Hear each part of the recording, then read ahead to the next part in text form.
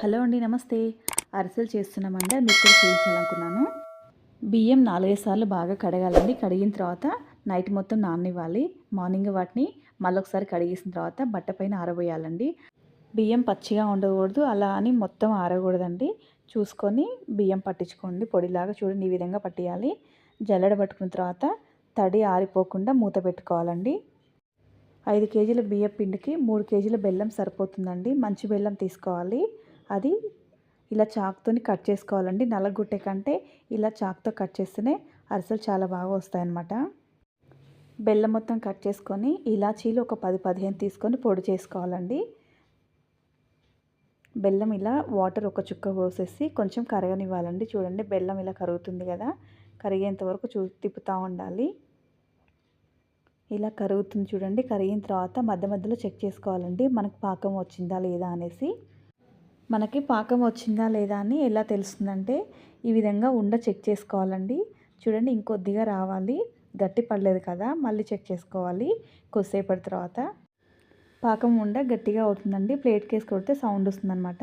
అలా వచ్చినప్పుడు మనం గిన్నెని స్టవ్ నుంచి దించేసుకోవాలండి. దాంట్లోనే నెయ్యి 1/2 కేజీ నెయ్యి వేసామండి. ఇలాచీలు ఒక 10, 15 పొడి చేసుకొని వేసాము. నువ్వులు ఒక 1/2 కేజీ వేసామండి. మీకు ఫ్లేవర్ నచ్చితే ఇంకొంచెం వేసుకోండి, నచ్చకుండా తక్కువ వేసుకోండి. నెయ్యి 1/2 కేజీ వేసాను. వేసి మొత్తం ఒకసారి బాగా కలుపుకోవాలండి. ఇది మొత్తం కలిసిన తర్వాత దీంట్లో మళ్ళీ పిండి పోసుకోవాలండి కొద్ది కొద్దిగా. ఫాస్ట్గా ఒకదాని ఎమ్మటి ఒకటి వేసుకుంటూనే ఉండాలండి. వెయిట్ చేయొద్దు. వెయిట్ చేస్తే పాకం అనేది గట్టి పడుతుంది. ఇలా పిండి ఒకళ్ళు పోస్తూ ఉంటే ఇంకొకరు కలపాలండి. ఒక్కళ్ళతోని రాదండి అరిసెలు చేయడము. చూడండి, పిండి ఈ విధంగా అయ్యే వరకు కలుపుకోవాలి. మెత్తగా అవుతుందని భయపడొద్దండి. కొంచెం గాలి కారబెడితే అదే గట్టిగా అవుతుంది, తర్వాత వచ్చేస్తాయి ఆటోమేటిక్గా. పిండి మాత్రం ఒక 1/2 కేజీ ఎక్కువగానే పట్టించుకోండి.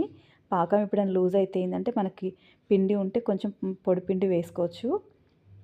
అందుకని ఒక 1/2 కేజీ ఎక్కువగా పట్టి ఉంచుకోండి. తర్వాత ఆ పిండిని ఉండలు చేసుకొని ఇలా ఒత్తుకోవాలి. ఒత్తేసి ఆయిల్లో డీప్ ఫ్రై చేయాలండి. ఫస్ట్ అయితే ఆయిల్ చాలా వేడి కావాలండి. వేడి అయితేనే మనకి అరిసె అనేది పొంగుతుందనమాట. అరిసె కాలిన తర్వాత ఇలా ఆయిల్ మొత్తం తీసేసుకోవాలండి పీటల మీద పెట్టేసి. నెయ్యిలో కాలిస్తే ఇంకా చాలా బాగుంటాయండి. టేస్ట్ అయితే సూపర్గా ఉంటాయి. అంతేనండి, ఈ సంక్రాంతికి మీరు కూడా ట్రై చేయండి. మీకు ఎలా వచ్చిందో కామెంట్ బాక్స్లో కామెంట్ చేయండి. Thank you for watching.